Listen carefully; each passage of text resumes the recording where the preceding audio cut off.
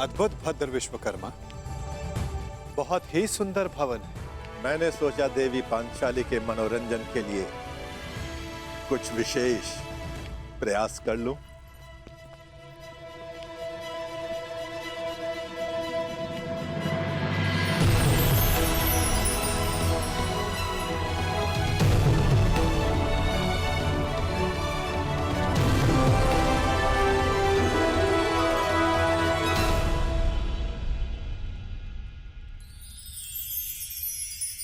यहां जो जैसा दिखाई दे रहा है वो वैसा कदापि नहीं है।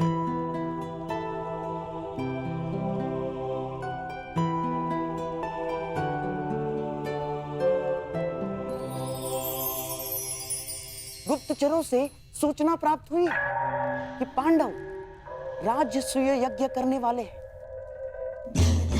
और आप भी वहां जाएंगे। यद्यपि कृष्ण के मित्र मेरे स्वाभाविक शत्रु हैं, हाँ। परंतु पिता के आदेश के कारण जाना होगा। तो कुछ ऐसा कीजिए ना कि आपके स्वाभाविक शत्रुओं का प्रयोजन विफल हो जाए। नीति कहती है कि यज्ञ में निमंत्रित अतिथि का अतिथेय द्वारा अपमान हो जाए तो यज्ञ भंग हो जाता है।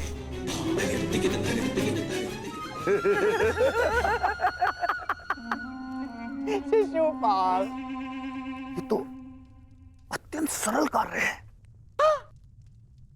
गांधार नरेश, आपने तो वो कार्य बता दिया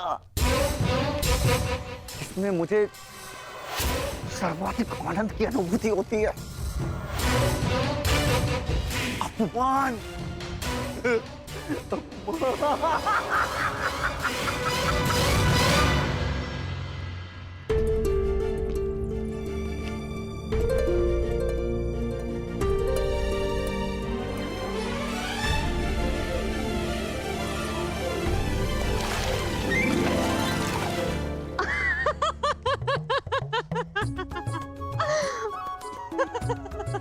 अद्भुत ना सका, जहाँ जल दिखता है वहाँ भूमि है और जहाँ भूमि दिखती है वहाँ जल।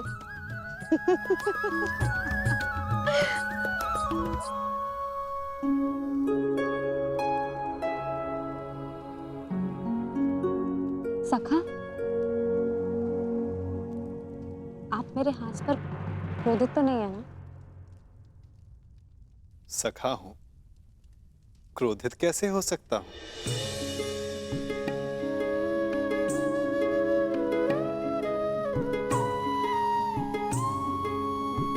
परंतु कदाचित कोई और क्रोधित ना हो जाए। प्रणिपात माता, निमंत्रण भेजे जाने के लिए प्रस्तुत है।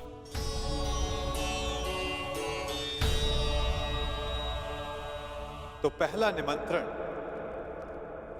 हस्तिनापुर जाएगा।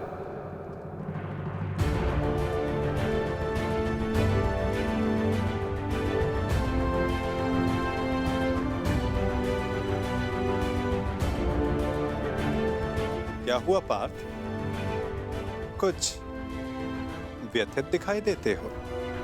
हाँ माता, शंका है कि क्या दुर्योधन यहाँ आना स्वीकार करेगा? उसे तो हमारी उन्नति तनिक भी नहीं सुहाती, और यदि वो यहाँ नहीं आया तो माता कुंती यहाँ अकेली कैसे आएंगी? प्रयास करना हमारा कर्म है पार्थ, और ये कर्म बिना परिणाम सोचे करना होगा। कदाचित फल हमारे हित में हो। मैं हस्तिनापुर निमंत्रण स्वयं लेकर जाऊंगा, क्योंकि केवल माता कुंती को नहीं, तुम्हारे कुछ और संबंधियों को भी यहां लेकर आना है।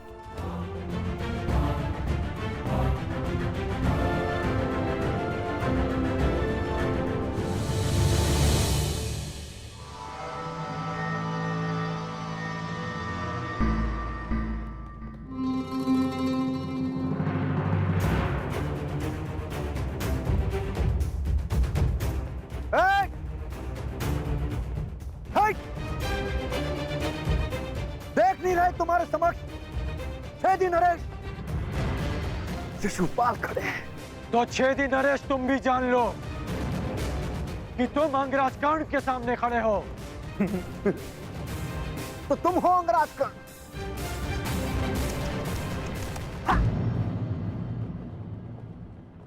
दान में बंजर भूमि क्या मिल गई? स्वयं को राजा समझ बैठा। भूल गए कि सूत का काम रथ की बागडोर संभालना है, राज्य की नहीं।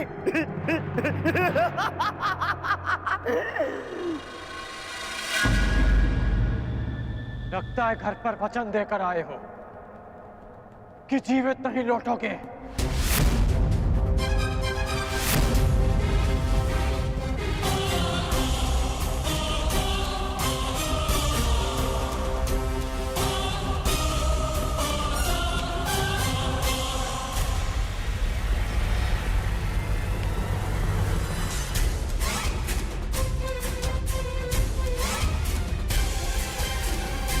अरे मित्रकर्ण, ये शिशुपाल है, ये मेरे अतिथि हैं और मेरे मित्र भी, और इस नाते से आप दोनों भी मित्र ही हुए।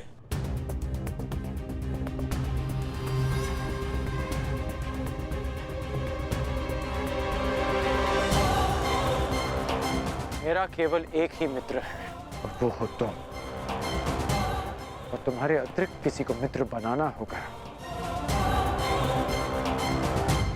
तो इस बार चयन में सावधानी बरतूंगा।